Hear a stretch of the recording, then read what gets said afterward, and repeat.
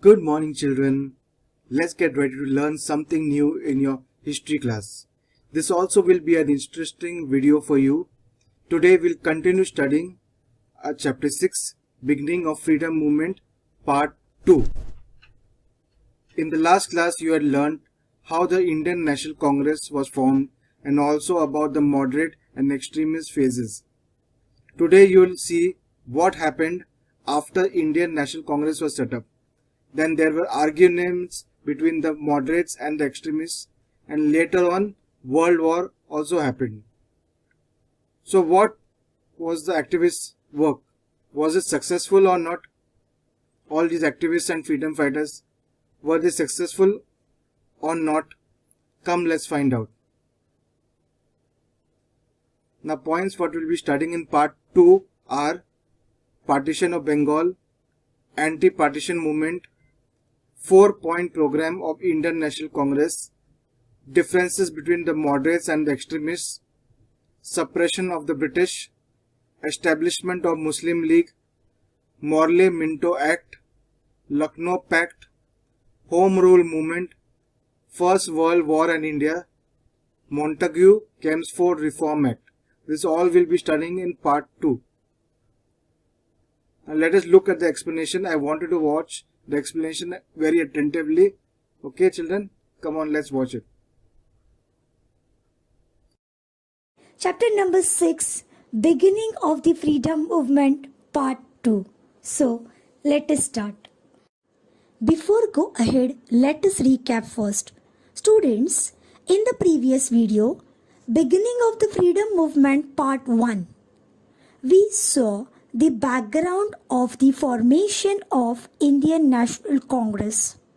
On that background, Indian National Congress was formed in 20th December 1885. We saw the two periods of Indian National Congress. One is moderate. The period from 1885 to 1905 were known as moderate period. We also saw their ideology. Then we saw the extremist period. 1905 to 1920, that period were known as extremist period. We also saw the methods adopted by the extremists for the freedom struggle. So, through the first video, we understood the moderates led the foundation of freedom movement and the extremists carried forward the movement. Now, rest of the part of this lesson we will see in this video. So, let us start. Students, in this video, we are going to learn about the following points. First one is partition of Bengal and anti-partition movement. Second one is 4-point program of Indian National Congress. Third one is differences between moderates and extremists. Fourth one is establishment of Muslim League. With that, we will see the points Morley-Minto Act and Lucknow Pact. And the last point is Home Rule Movement and Montagu-Chelmsford Reform Act. So, let us start. Students, in the previous video, we saw that the popularity of Indian National Congress were increased day by day. And that's why to cause a split means to divide the national movement, British implemented the policy of divide and rule. How? Let us see with the point partition of Bengal. The British decided to use the policy of divide and rule to create a rift. Rift means to create a crack between Hindus and Muslim community. Then Viceroy Lord Curzon, he contributed to it. How? See, during that time, Bengal was a very large province. And to carry out the work of this province was very difficult from administrative point of view. By putting up this reason, in the year 1905, Lord Curzon he decided the partition of Bengal province. With this partition, arrangement was made such a majority Muslims will remain in East Bengal and West Bengal for majorities of Hindus. So the hidden strategy of British was, if the Hindu Muslims were divided due to the partition, then the freedom movement will be weakened. So like that way, through the partition of Bengal, British implemented the policy of divide and rule for weakened our freedom movement. Students, when the Lord Curzon done the partition of Bengal in the year 1905, the discontent among the minds of Indians against the Britishers were increased, and from that, anti-partition movement started. So, let us see about the anti-partition movement, how it was started and spread in entire India. There was a public awakening against the partition not only in Bengal but all over the India. 16th October was observed as National Mourning Day. Protest meetings were organized to condemn the decisions all over the India. Singing of Vande Mataram, Raksha Bandhan programs, boycott of government-run schools and colleges by students were the programs held to mark the protest. The movement was led by Surendranath Banerjee, Anand Mohan Bose, Rabindranath Tagore and other leaders. Indian National Congress widened its reach due to this movement. Sensing the intensity of movement and severity of dissatisfaction among the people, lastly the British annulled, means cancelled, the partition of Bengal. Now the next point is 4-point program of Indian National Congress. See students, in the year 1905, Gopal Krishna Gokhale was a president of Indian National Congress and he supported the anti-partition movement. And next year, 1906, Dadabhai Naoroji was the president of Indian National Congress. And for that time, the first time he pronounced the word Swaraj from the stage. In his presidential speech, he gave the message that remain united, try sincerely and fulfill the aim of Swaraj so that today we will be able to save lakhs of people who are suffering from poverty, hunger, diseases, and India will get a respectable position among the developed countries.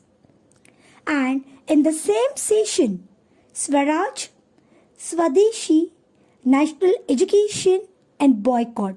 This 4-point program was unanimously, means unitedly accepted by the Indian National Congress. Due to the Swadeshi movement, we will be self-sufficient. To follow the path of Swadeshi, we need to bring together our capital, resources, manpower and such other forces, and from this benefit of our country could be achieve everything. It was decided that boycotting of foreign goods is the first step and boycott of foreign rule will be the next step. Due to the boycott, we will be able to attack the roots of British imperialism, was the opinion of some of the members or some of the leaders of Indian National Congress. Differences between the moderates and extremists. Students, we saw that there were the differences regarding the working system in Indian National Congress. These were the ideological differences. From these differences, the two main political groups were formed, the moderates and the extremists. Moderates advocated the peaceful and constitutional manners, and extremists who believe in severe struggle. And in the Surat session of 1907, these differences between the ideologies of Indian National Congress were rose to great extent. Moderates were trying to keep aside the resolution of Swadeshi and boycott, but the extremists trying that this opposition should not be successful. Gopal Krishna Gokhale, Surendranath Banerjee, Firoz Shah Mehta, such moderate leaders, they blame that the extremist leaders are trying to capture the Indian National Congress. Lala Lajpat Rai tried to act as a mediator. As per the Tilak's opinion, Indian National Congress was a national platform and hence it should not be divided. But during the session, the tension increased, and since no compromise was possible, finally there was a split, means there was a crack in the Indian National Congress.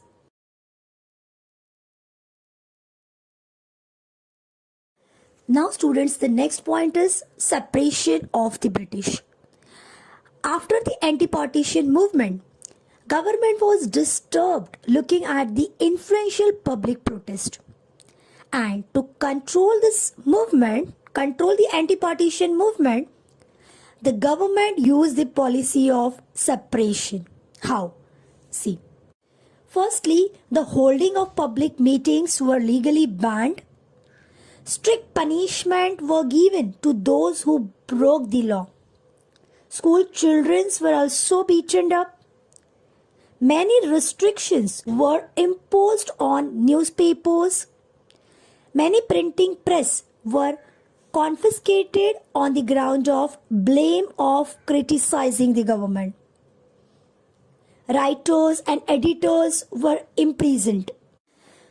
Strict actions were taken against the extremist leaders. This led to severe reaction in Bengal. The revolutionaries adopted the means of firing and bomb blast, etc. But how? See, these bomb attacks were advocated through Keshari newspapers by Lokmanya Tilak. The charge of sedition was put on Lokmanya Tilak, for which he was sent to Mandale jail at Myanmar for 6 years imprisonment. Then Bipin Chandra Pal was sentenced to jail and Lala Lajpat Rai was deported from Punjab. So, like that way, after the anti-partition movement, Britishers used the policy of suppression. Next point is establishment of Muslim League.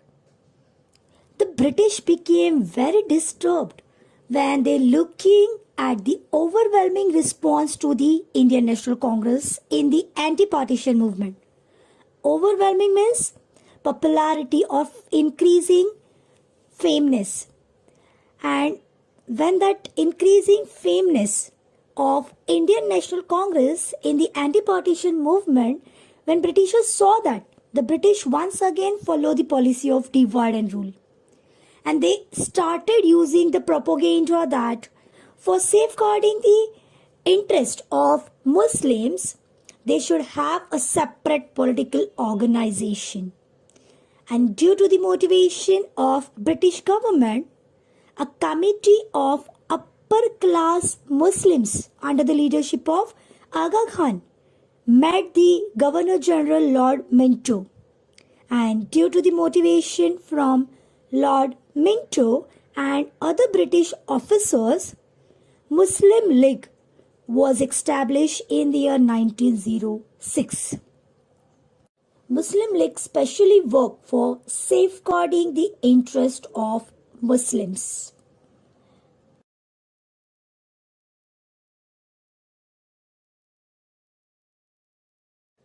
See students, because of the Britishers' policy towards the Indians, the discontent against the Britishers in the minds of Indians were increased.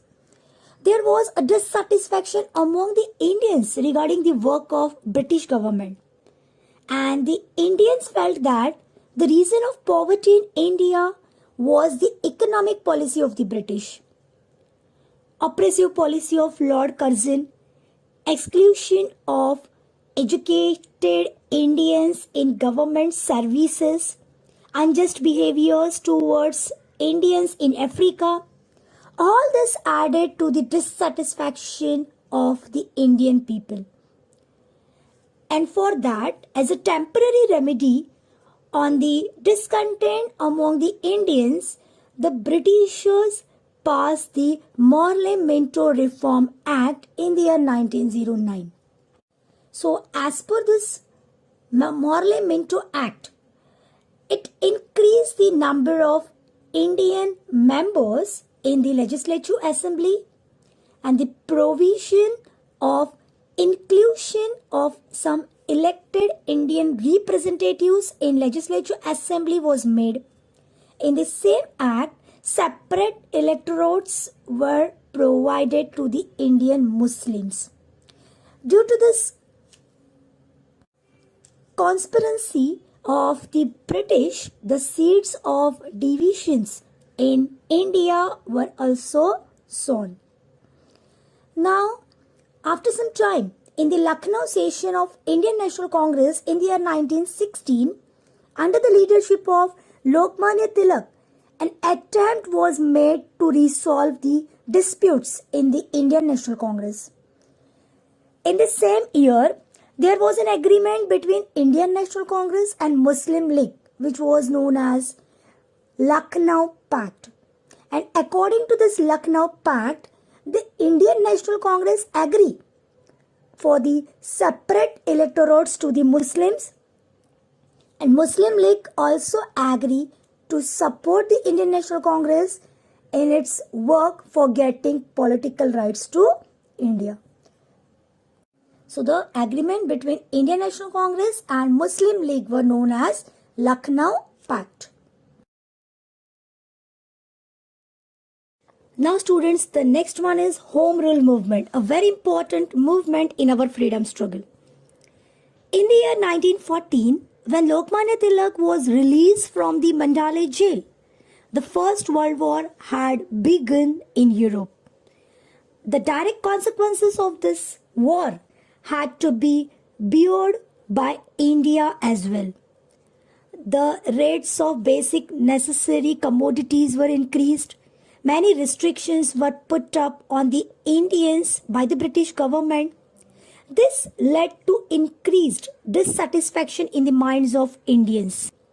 And in these circumstances, Dr. Annie Besant and Lokmanya Tilak started the Home Rule Movement. Home Rule Movement means a self-government. Home Rule means self-government. And such movement also began in Ireland against the colonialism. See students, Ireland was a country where the Home Rule movement successfully conducted. And after that in India, Dr. Annie Besant was started with the help of Lokmanya Tilak. On the similar lines, Home Rule movement demanded right to self-government in India. Annie Besant and Lokmanya Tilak made extensive tour in different parts of country, and demand for self-government reached the common people. Tilak firmly stated that Swaraj is my birthright and I shall have it. So now people were ready for the self-government. And at the last, students, the First World War and India. The war atmosphere in Europe, growing dissatisfaction in the minds of Indians, popularity of Home Rule movement. In such conditions, it was necessary for the British to get cooperation from the Indians. British government, that's why, decided to provide some political rights to the Indians. So, in the year 1917, Montagu, a Secretary of State for India, he declared that step by step Indians will be given the right to self-government and responsible political system. And that's why Lokmanya Tilak, he also declared that if the government is going to show their sympathy and considerable attitude towards the demand of Indians, then only the Indian public is ready to cooperate the British. And this policy of Lokmanya Tilak is known as responsive cooperation. Now, Montagu-Chelmsford Reform Act. In the year 1919, the British Parliament passed another act to bring constitutional reforms in India. And this act is known as Montagu-Chelmsford Reform Act. Now, which were the provisions of that Montagu-Chelmsford Reform Act? As per this act, less important departments were transferred to the Indian ministers, whereas important departments like finance, home affairs and revenue were under the control of the governor, means British. And the 1919 Act did not give much exposure to the demand for responsible government of Indians.